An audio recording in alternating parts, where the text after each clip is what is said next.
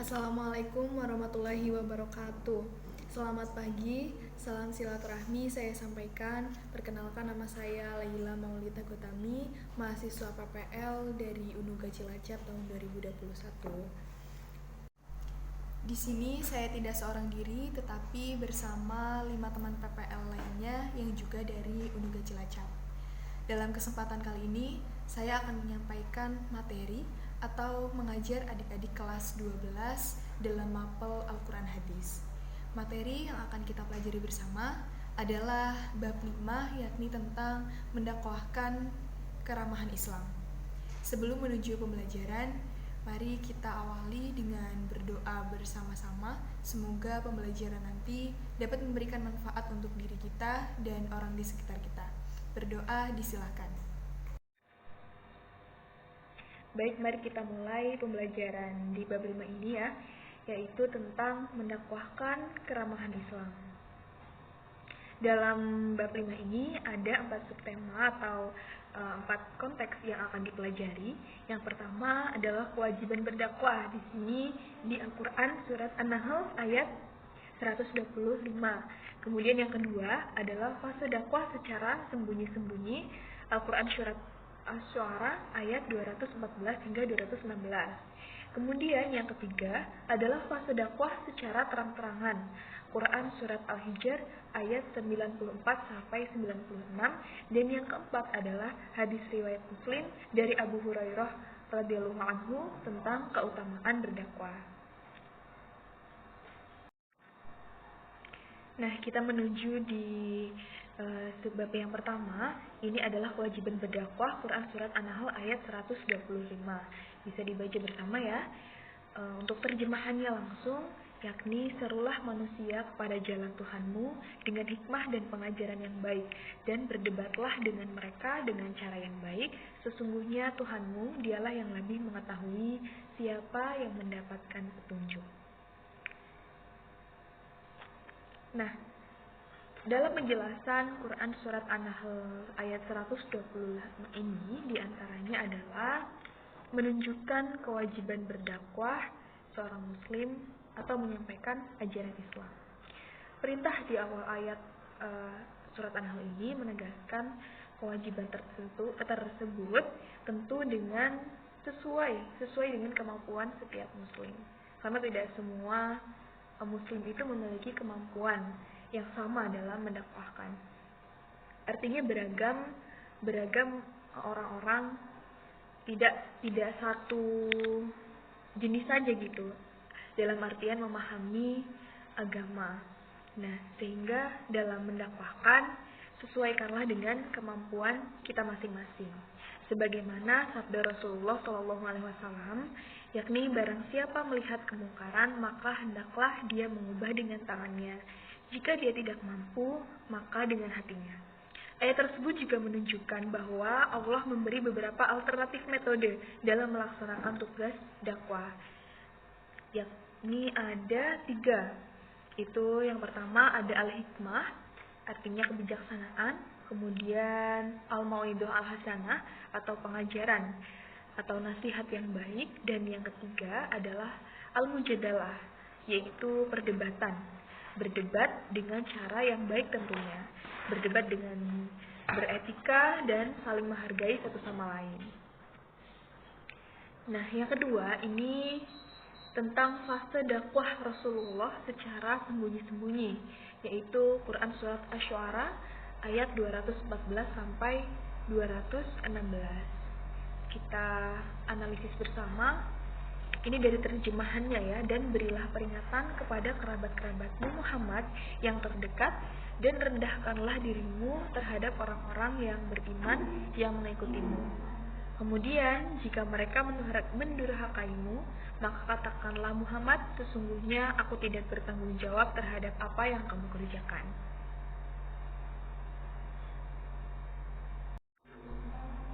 Nah, kita menuju penjelasannya ya dari Quran surat Asy-Syu'ara.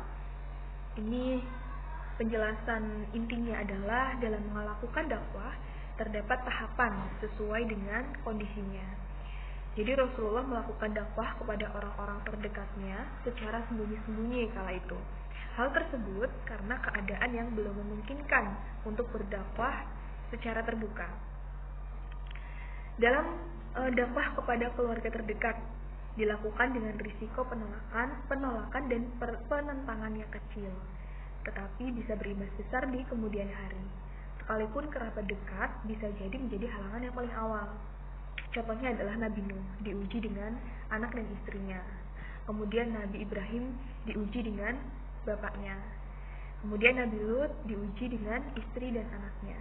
Jadi belum tentu orang-orang terdekat dari Rasulullah ini menerima dakwah yang disampaikan oleh Rasulullah, sehingga Rasulullah saat itu berdakwah secara sembunyi-sembunyi. Nah, akhirnya dalam SKI itu dipelajari ya bahwa Abu Bakar As-Siddiq itu orang pertama yang masuk ke agama Islam. Kita masuk ke yang ketiga, yakni fase dakwah secara terang-terangan. Al-Quran surat Al-Hijr ayat 94 sampai 96. Bisa dilihat bersama bunyi ayatnya, dan terjemahannya adalah, maka sampaikanlah Muhammad secara terang-terangan segala apa yang diperintahkan kepadamu, dan berpalinglah dari orang musyrik. Sesungguhnya kami memelihara kamu dari kejahatan orang yang mengolok-olokkan engkau, yaitu orang-orang yang menganggap adanya Tuhan selain Allah. Mereka kelak akan mengetahui akibatnya. Nah, penjelasan dari Al-Quran surat Al-Hijr ini yaitu setelah bertahun-tahun dakwah dilakukan oleh Rasulullah secara sembunyi-sembunyi. Nah, saat eksistensi umat Islam dirasa cukup memadai, maka turunlah perintah dari Allah kepada Rasulullah untuk mendakwahkan Islam secara terbuka dan terang-terangan. Kalau sebelum terang-terangan ini kan sembunyi-sembunyi karena kondisi yang belum memungkinkan, kemudian tentu banyak penolakan, maka masih dalam tahap sembunyi-sembunyi. Kemudian membuahkan hasil, Rasulullah mendapatkan pengikut-pengikut yang sudah memadai. Akhirnya turun perintah dari Allah untuk berdakwah secara terbuka, tidak lagi sembunyi-sembunyi. Meskipun ancaman, penolakan, dan permusuhan orang-orang kafir dan musyrik tidak berhenti, tetapi dakwah harus tetap dilakukan. Allah sudah menjamin keselamatan Rasulullah dan umat Islam. Bahkan tugas mereka hanya menyampaikan ajaran Islam atau berdakwah saja intinya. Untuk penerimaan, itu urusan Allah. Yang keempat, dalam bab 5 ini yaitu hadis riwayat Muslim dari Abu Hurairah radhiyallahu anhu tentang keutamaan berdakwah. Artinya dari hadis ini adalah dari Abu Hurairah radhiyallahu anhu bahwa Rasulullah SAW bersabda, barang siapa yang mengajak kepada petunjuk, maka baginya pahala seperti orang-orang yang mengikutinya tanpa mengurangi pahala mereka sedikitpun. Dan barang siapa yang mengajak kepada kesesatan, maka dia mendapat dosa seperti dosa orang-orang yang mengikutinya tanpa mengurangi dosa mereka sedikitpun.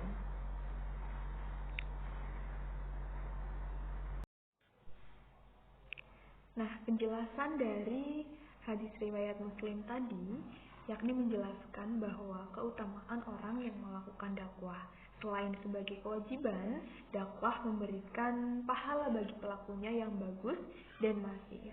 Maksudnya adalah pahala yang didapatkan ini tetap mengalir kepada pendakwah sampai hari kiamat.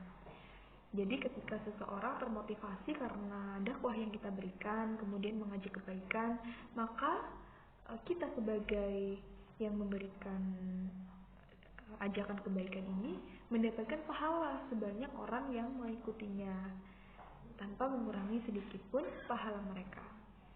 Nah, hal serupa juga berlaku apabila kita mengajak orang untuk melakukan keburukan. Maka orang yang melakukan keburukan itu mendapatkan dosa, kita pun juga mendapatkan dosa. Kemudian sebanyak misalkan orang yang melakukan keburukan karena ajakan kita semakin banyak, berarti dosa-dosa mereka juga kita dapatkan gitu. banyak orang yang melakukan keburukan karena ajakan kita. Nah, bisa dicontohkan, kalian berdakwah kepada teman-teman terdekat kalian. Nah, kemudian teman-teman kalian ini termotivasi untuk melakukan kebaikan karena sudah diajak oleh kita, diberikan pengajaran atau masukan. Nah, kemudian teman-teman kita melakukan, berarti kita juga mendapatkan pahala yang mereka dapatkan. Jadi teman kita mendapatkan pahala, kita juga mendapatkan pahala dari mereka. Nah, bayangkan apabila satu kelas misalkan melakukan kebaikan yang kita ajarkan, berarti pahala yang didapatkan teman-teman satu kelas itu kita dapatkan juga gitu. Kan betul-betul peternakan pahala ya berdakwah itu. Nah, hal serupa juga terjadi kalau kalian mengajak keburukan. Berarti yang kita dapatkan adalah pahala. Semakin banyak orang yang melakukan keburukan karena ajakan kita, berarti semakin banyak juga dosa yang kita dapatkan dari orang-orang yang melakukan keburukan tersebut. Nah, kurang lebihnya seperti itu. Nah, begitulah dakwah. Tidak saja sebuah kewajiban bagi setiap muslim, tetapi berdakwah ini juga ladang pahala atau peternakan pahala yang sangat potensial. Begitu. Nah, sebelum saya akhiri, mari kita simpulkan dari awal hingga akhir, dari subtema yang pertama sampai yang terakhir hadis riwayat Muslim. Nah, jadi yang pertama, dakwah ini secara bahasa artinya adalah mengajak atau memanggil. Dalam pengertian yang lebih luasnya adalah mengajak orang lain kepada jalan Allah dan mengerjakan kebaikan serta meninggalkan kemungkaran. Kemudian, yang kedua, dakwah merupakan tugas yang paling mulia karena tugas utama para nabi dan rasul adalah melakukan dakwah, dan kewajiban kita sebagai muslim yakni meneruskan dakwah para rasul. Nah, yang ketiga, dalam dakwah terdapat 3 metode yang diajarkan, yang diperintahkan dari Allah. Yang pertama adalah al-hikmah, yang kedua al-mau'idhah al-hasanah, dan yang ketiga al-mujadalah. Kemudian kesimpulan selanjutnya, dakwah sebaiknya dimulai dari diri kita sendiri dan keluarga yang terdekat atau orang terdekat, karena kebaikan dai dan orang-orang yang berada di sekelilingnya mempengaruhi keberhasilan dakwah tersebut. Kemudian melakukan dakwah tidak harus menunggu menjadi ulama dulu, karena dakwah merupakan kewajiban setiap muslim. Seperti tadi yang dalam hadis, pada intinya sesuaikan dengan kemampuan diri kita. Jadi tidak harus jadi ulama baru kita bisa berdakwah gitu. Sesuaikan apa yang kita tahu, yang sesuai dengan ajaran Islam, maka kita sampaikan. Begitu. Tidak harus paham semua yang ada dalam ajaran Islam kemudian baru kita berdakwah. Tapi sesuaikan apa yang kita tahu. Nah, begitu di materi bab 5 sudah selesai. Untuk selanjutnya saya berikan tugas. Yang pertama itu tugas diskusi. Silakan bisa dicatat. Al-Quran memuat kisah-kisah dakwah. Dalam kisah tersebut menunjukkan keberagaman metode dakwah. Nah, masing-masing metode mempunyai karakteristik yang berbeda, sehingga berbeda pula kondisi di mana metode itu diterapkan. Nah, diskusikanlah istilah yang terkait dengan pelaksanaan dakwah. Istilah yang perlu didiskusikan oleh kalian yakni tentang qaulun balihun, kemudian qaulun layyinun, qaulun karimun, qaulun masyru'un, qaulun ma'rufun. Nah, buatlah 5 kelompok diskusi. Jadi dibagi 5 kelompok. Nah, masing-masing mendiskusikan metode-metode tersebut. Kemudian